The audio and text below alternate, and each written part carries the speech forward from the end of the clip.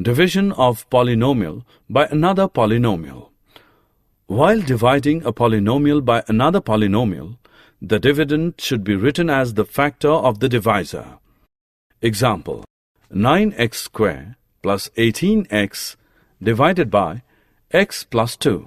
9x squared plus 18x is equal to 3 into 3 into x plus 2 into 3 into 3 into x is equal to 3 into 3 into x plus 2 is equal to 9x into x plus 2.